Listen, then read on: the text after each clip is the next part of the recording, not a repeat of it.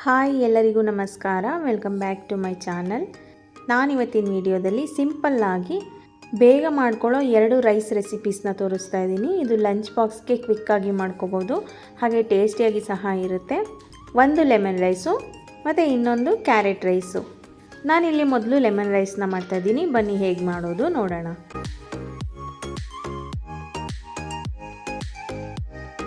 ಮೊದಲು ಪ್ಯಾನ್ನ ಬಿಸಿ ಮಾಡೋಕ್ಕೆ ಇಟ್ಕೊಂಡಿದ್ದೆ. ಪ್ಯಾನ್ ಬಿಸಿ ಆದ ನಂತರ ಅದಕ್ಕೆ 1-2 ಸ್ಪೂನ್ ಎಣ್ಣೆನ ಹಾಕ್ಕೊಂಡಿದ್ದೀನಿ. ಎಣ್ಣೆ ಕಾದ ನಂತರ 1 ಸ್ಪೂನ್ ಸಾಸಿವೆ, 2 ಹಸಿಮೆಣಸಿಕಾಯಿನ ಹೆಚ್ಚಿ ಹಾಕ್ಕೊಂಡಿದ್ದೀನಿ. ಹಾಗೆ 1 ಸ್ಪೂನ್ ಕಡಲೆಬೇಳೆ, 1 ಸ್ಪೂನ್ ಕಡಲೆಕಾಯಿ ಬೀಜ, 7ರಿಂದ 8 ಗೋಡಂಬಿ, ಇಷ್ಟನ್ನು ಹಾಕ್ಕೊಂಡು ಫ್ರೈ ಮಾಡ್ಕೊತಾ ಇದ್ದೀನಿ.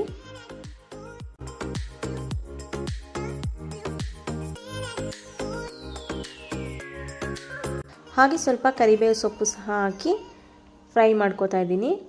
ಕಡಲೆ ಬೀಜ ಮತ್ತು ಕಡಲೆಬೇಳೆ ಎಲ್ಲ ಸ್ವಲ್ಪ ಗೋಲ್ಡನ್ ಬ್ರೌನ್ ಬರೋ ತನಕ ಫ್ರೈ ಮಾಡ್ಕೋಬೇಕು. ಆವಾಗ ಅದು ತಿನ್ನೋಕೆ ಕ್ರಿಸ್ಪಿಯಾಗಿ ಸಿಗುತ್ತೆ.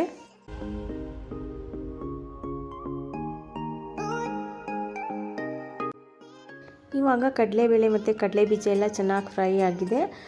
ನಂತರ ಇದಕ್ಕೆ ಅರ್ಧ ಟೀ ಸ್ಪೂನ್ ಅರಿಶಿನ ಪುಡಿನ ಹಾಕಿ ಮಿಕ್ಸ್ ಮಾಡಿಕೊಂಡು 2 ಕಪ್ಪಷ್ಟು ರೈಸ್ನ ಹಾಕ್ಕೊಂಡಿದ್ದೀನಿ.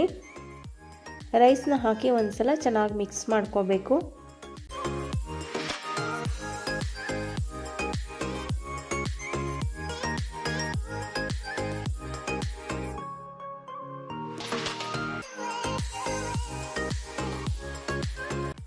ರೈಸ್ ಎಲ್ಲ ಚೆನ್ನಾಗಿ ಮಿಕ್ಸ್ ಮಾಡ್ಕೊಂಡಾದ್ಮೇಲೆ ರುಚಿಗೆ ತಕ್ಕಷ್ಟು ಉಪ್ಪು ಹಾಗೆ ಹೆಚ್ಚಿಟ್ಕೊಂಡಿರೋ ಸ್ವಲ್ಪ ಕೊತ್ತಂಬರಿ ಸೊಪ್ಪನ್ನು ಹಾಕಿ 2 ಸ್ಪೂನ್ ನಿಂಬೆ ರಸನ ಹಾಕಿ ಮಿಕ್ಸ್ ಮಾಡ್ಕೋತಾ ಇದ್ದೀನಿ.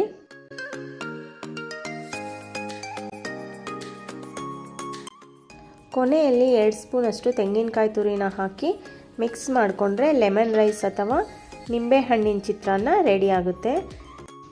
ಇವಾಗ ನೋಡಿದ್ರಲ್ಲ ಚಿತ್ರಾನ್ನ ಎಷ್ಟು ಸಿಂಪಲ್ಲಾಗಿ ಮತ್ತು ಬೇಗನೆ ಆಗಿದೆ ಅಂತ. ಮುಂದಿನ ರೆಸಿಪಿ ಕ್ಯಾರೆಟ್ ರೈಸ್ನ ಮಾಡ್ತಾಯಿದ್ದೀನಿ.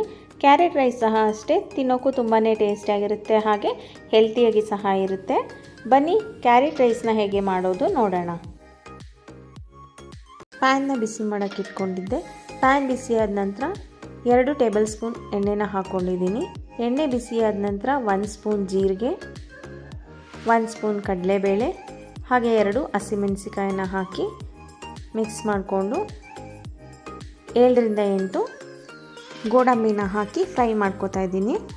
ನಾನು ಮೊದಲೇ ಹೇಳಿದಾಗೆ ಇದಂತೂ ತುಂಬ ಬೇಗನೆ ಮಾಡ್ಕೊಳ್ಳೋ ರೆಸಿಪಿ. ಲಂಚ್ ಬಾಕ್ಸಿಗೆ ಲೇಟ್ ಆಗಿದೆ ಎಂದಾಗ ಈ ರೀತಿ ರೆಸಿಪಿನ ಮಾಡಿಕೊಂಡ್ರೆ ತುಂಬಾ ಬೇಗ ಆಗುತ್ತೆ. ನಂತರ ಸಣ್ಣದಾಗಿ ಕಟ್ ಮಾಡಿ ಇಟ್ಕೊಂಡಿರೋ ಈರುಳ್ಳಿನ ಹಾಕ್ಕೊಂಡಿದ್ದೀನಿ. ಹಾಗೆ ಸ್ವಲ್ಪ ಕರಿಬೇವು ಸೊಪ್ಪು ಸಹ ಸೇರಿಸ್ಕೊಂಡು ಈರುಳ್ಳಿ ಕಲರ್ ಚೇಂಜ್ ಆಗೋ ತನಕ ಫ್ರೈ ಮಾಡ್ಕೋಬೇಕು. ನಾನಿಲ್ಲಿ 1 ದಪ್ಪ ಸೈಜ್ ಈರುಳ್ಳಿನ ಬಳಸಿದ್ದೀನಿ. ಹಾಗೆ 2 ಹಸಿಮೆಣಸಿಕಾಯಿ ಹಾಕ್ಕೊಂಡಿದ್ದೀನಿ. ನಿಮಗೆ ಖಾರ ಜಾಸ್ತಿ ಬೇಕು ಅಂದರೆ ಹಸಿಮೆಣಸಿಕಾಯಿ ನಿಮ್ಮ ಟೇಸ್ಟಿಗೆ ತಕ್ಕಂಗೆ ಹಾಕೋಬೋದು.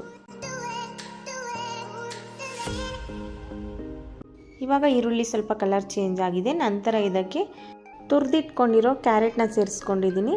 ಕ್ಯಾರೆಟ್ನ ಸೇರಿಸಿದ ನಂತರ ಒಂದು 2ರಿಂದ 3 ನಿಮಿಷ ಫ್ರೈ ಮಾಡ್ಕೋಬೇಕಾಗುತ್ತೆ. ಕ್ಯಾರೆಟು ಸ್ವಲ್ಪ ಎಣ್ಣೆನಲ್ಲೇ ಬೆಂದ್ಕೋಬೇಕು. ನಾವು ನೀರು ಹಾಕ್ತಾ ಇರೋ ಕಾರಣ ಒಂದು 2ರಿಂದ 3 ನಿಮಿಷ ಸಣ್ಣ ಉರಿನಲ್ಲೇ ಬೇಯಿಸ್ಕೋಬೇಕು.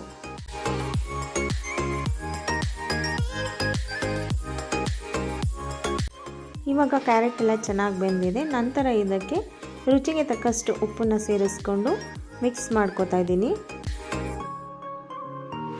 ಉಪ್ಪನ್ನು ಹಾಕಿ ಮಿಕ್ಸ್ ಮಾಡ್ಕೊಂಡ ನಂತರ ಬೇಯಿಸಿಟ್ಕೊಂಡಿರೋ ಅನ್ನನ ಸೇರಿಸ್ಕೋತಾ ಇದ್ದೀನಿ. ನಾನಿಲ್ಲಿ 1 ಕಪ್ಪಷ್ಟು ರೈಸ್ನ ತೊಗೊಂಡಿದ್ದೆ, ಅದಕ್ಕೆ 1 ಕಪ್ ಕ್ಯಾರೆಟ್ನ ಹಾಕ್ಕೊಂಡಿದ್ದೀನಿ.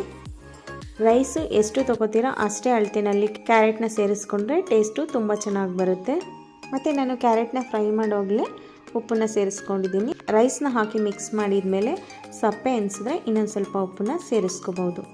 ರೈಸ್ ಎಲ್ಲ ಚೆನ್ನಾಗಿ ಮಿಕ್ಸ್ ಮಾಡ್ಕೊಂಡಾದ ನಂತರ 2 ಸ್ಪೂನ್ ತೆಂಗಿನಕಾಯಿ ತುರಿ, ಸ್ವಲ್ಪ ಕೊತ್ತಂಬರಿ ಸೊಪ್ಪನ್ನು ಹಾಕಿ ಮಿಕ್ಸ್ ಮಾಡಿಕೊಂಡು ಕೊನೆಯಲ್ಲಿ ಅರ್ಧ ಹೋಳು ನಿಂಬೆ ರಸನ ಹಾಕಿ ಮಿಕ್ಸ್ ಮಾಡಿಕೊಂಡ್ರೆ ಯಮ್ಮಿ ಆ್ಯಂಡ್ ಟೇಸ್ಟಿಯಾಗಿರೋ ಕ್ಯಾರೆಟ್ ರೈಸು ರೆಡಿ ಆಗುತ್ತೆ. ನಿಮಗೆಲ್ಲ ಈ ರೆಸಿಪಿ ಇಷ್ಟ ಆಗಿದ್ರೆ ಪ್ಲೀಸ್ 1 ಲೈಕ್ ಕೊಡಿ, ಹಾಗೆ 1 ಕಮೆಂಟ್ ಮಾಡಿ ಮತ್ತು ನಿಮ್ಮ ಫ್ಯಾಮಿಲಿ ಫ್ರೆಂಡ್ಸಿಗೆಲ್ಲ ಶೇರ್ ಮಾಡಿ. Thank you.